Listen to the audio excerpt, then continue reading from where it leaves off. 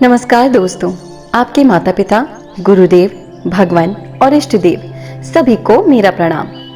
एक बार देवर्षि नारद के मन में यह अभिमान पैदा हो गया कि वे ही भगवान विष्णु के सबसे बड़े भक्त हैं। वो सोचने लगे, मैं रात दिन भगवान विष्णु का गुणगान करता हूँ, फिर भी इस संसार में मुझसे बड़ा भक्त और कौन हो सकता है। किंतु पता नहीं श्री हरि मुझे ऐसा समझते हैं या नहीं। ये विचार कर नारद भगवान विष्णु के पास क्षीर सागर में पहुंचे और उन्हें प्रणाम किया। विष्णु जी बोले, आओ नारद, कहो कैसे आना हुआ। नारद बोले, भगवान मैं आपसे एक बात पूछने आया हूँ। भगवान विष्णु बोले, मैं तुम्हारे मन की बात जानता हूँ नारद, फिर भी तुम्हारे मुंह से सुनना चाहता हूँ। नारद ने कहा, हे देव, मैं जीवन भर आपका गुणगान करता रहूंगा। पल पल हर क्षण मुझे बस आपका ही ध्यान रहता है। आप मुझे ये बताइए कि क्या मुझसे भी बड़ा आपका कोई अन्य भक्त है संसार में। भगवान विष्णु समझ तो पहले ही गए थे कि नारद को अपनी भक्ति पर अभिमान हो गया है, किंतु अपने मन की बात छुपाकर वो बोले, नारद, इस प्रश्न के लिए तो तुम्हें मेरे साथ मृत्यु लोक चलना होगा। नारद बोले, ठीक है भगवान, मैं मृत्यु लोक चलने के लिए तैयार हूं। भगवान विष्णु नारद को लेकर मृत्यु लोक चल पड़े। धरती पर पहुंचकर दोनों ने किसान का भेष धारण किया और एक गांव के किनारे बनी एक झोपड़ी की ओर चल पड़े। विष्णु बोले, नारद, मेरा एक बहुत बड़ा भक्त यहाँ इस कुटिया में रहता है।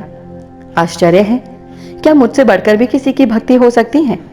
नारद के मुंह से निकला, क्या वो भी मेरी तरह आपका ध्यान लगाए रहता है। आओ स्वयं ही जान लोगे, विष्णु जी ने कहा और उस कुटिया की ओर बढ़ गए। किसान उस समय कुटिया के बाहर अपनी गाय को बांध रहा था। उसके मुख से हरि हरि गोविंद का स्वर निकल रहा था। किसान भेषधारी विष्णु ने उसे निकट जाकर नारायण नारायण कहा तो किसान ने विनीत स्वर में पूछा, आप कहां से आए हैं भद्र, मेरे लिए कोई सेवा हो तो निसंकोच बताइए। किसान वेशधारी भगवान विष्णु ने कहा, हम नगर जा रहे हैं पर अंधेरा घेरने लगा है, वन में जंगली पशुओं का डर है, इसलिए रात भर आश्रय चाहते हैं। किसान ने प्रसन्न भाव से कहा, मेरी कुटिया में आपका स्वागत है भद्र, और जो रूखा सूखा घर में है आपके लिए हाजिर है। भगवान ने मुझे आप लोगों की सेवा करने का अवसर दिया है, बड़ी कृपा हुई उनकी। बाहर दालान में खटिया पर दोनों को बिठाकर किसान अंदर गया और अपनी पत्नी से कहा, देवी, दो अतिथि आए हैं। किसान की पत्नी उस समय अपने बच्चों को भोजन परोस रही थी। धीरे से आटे का बर्तन दिखाते हुए बोली, घर में इतना सा ही आटा है और ये बच्चे और भोजन मांग रहे हैं। किसान बोला, कोई बात नहीं, हम अतिथियों को भरपेट भोजन कराएंगे, तुम बच्चों को आज कांजी बनाकर पिला देना। नारद और भगवान विष्णु ने उन दोनों का सारा वार्तालाप सुना, फिर भी परीक्षा के लिए भोजन की थाली पर बैठ गए। जब दोनों भरपेट भोजन कर चुके तो नारद सोचने लगे, ये सीधा साधा गृहस्थ भगवान का सबसे बड़ा भक्त कैसे हो सकता है। उधर श्री हरि ने किसान से और भोजन लाने की फरमाइश कर दी। बोले, मेरा पेट अभी नहीं भरा, क्या और भोजन मिलेगा। किसान रसोई घर में गया और जाकर पत्नी से पूछा, कुछ और भोजन बचा है क्या। पत्नी बोली, बच्चों के लिए कांजी बनाई है, बस वही बची है। विष्णु और नारद वो भी पी गए। किसान और उसके परिवार को भूखा ही सोना पड़ा। भूखे बच्चे माँ का आंचल थाम कर कह उठे, माँ नींद नहीं आ रही, बहुत जोर से भूख लगी है। पिताजी ने उन अतिथियों को कांजी भी क्यों पिला दी। किसान ने बच्चे के सर पर हाथ फेरते हुए कहा, अतिथि को भोजन कराना स्वयं विष्णु भगवान को भोग लगाने के समान है बेटा। बाहर दोनों अतिथि अलग अलग बिस्तरों पर लेटे थे। भगवान विष्णु ने कहा, तुमने सुना नारद, किसान और उसके परिवार को भोजन नहीं मिला, फिर भी वो मेरे गुण गा रहे हैं। ये तो कुछ नहीं है, मैंने तो कई कई दिनों तक भूखे रहकर आपका स्मरण किया है। अगले दिन सुबह उन्होंने देखा, किसान भगवान विष्णु की मूर्ति के सामने कह रहा था, गोविंद हरि हरि, तुम सदा मेरे मन में बसे रहो, बस मुझे कुछ और नहीं चाहिए। फिर दोनों अतिथियों से बोला, हरि की बड़ी कृपा हुई, वही जग का रखवाला है, प्रभु की दया से रात को कोई कष्ट नहीं हुआ। जब तक आपका जी चाहे तब तक आप यहाँ दोनों रह सकते हैं, मैं खेत पर जा रहा हूँ।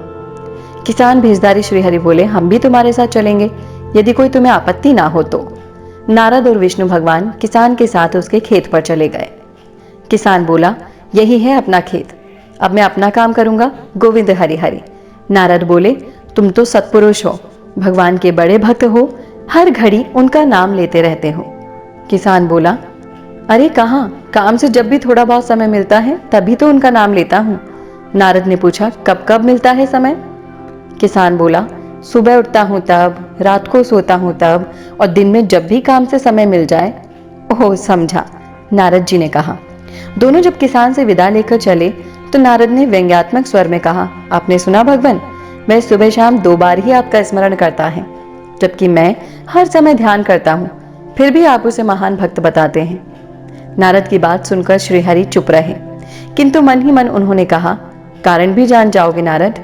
श्रीहरि ने एक कलश को तेल से लबालब भरकर नारद को दे दिया और बोले, नारद इसे सामने वाली पहाड़ी तक ले चलो। ध्यान रहे इस कलश में रखे तेल की एक बूंद भी जमीन पर ना गिरने पाए। नारद बोले, यह कार्य सहज तो नहीं है।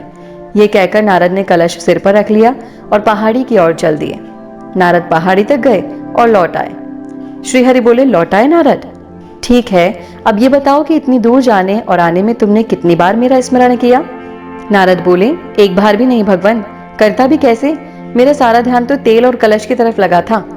श्रीहरि बोले, तब तुम ही सोचो, वो किसान दिन भर कठिन परिश्रम करता है, फिर भी 2-4 बार मेरा स्मरण जरूर करता है, और तुम एक बार भी मेरा स्मरण नहीं कर पाए। श्रीहरि की बात सुनकर नारद के अंतरचक्षु खुल गए। वो श्रीहरि के चरणों में गिरकर बोले, मान गया प्रभु, जो संसार के झंझटों में रहकर भी आपका स्मरण करते हैं, वो ही सबसे बड़े भक्त हैं। दोस्तों, अगर आपको ये वीडियो पसंद आया हो तो इसे लाइक करें, वीडियो को ज्यादा से ज्यादा शेयर करें और चैनल को सब्सक्राइब जरूर करें और नोटिफिकेशन बेल को भी ऑन कर लें ताकि आगे आने वाले सभी वीडियोस आप देख पाएं। धन्यवाद।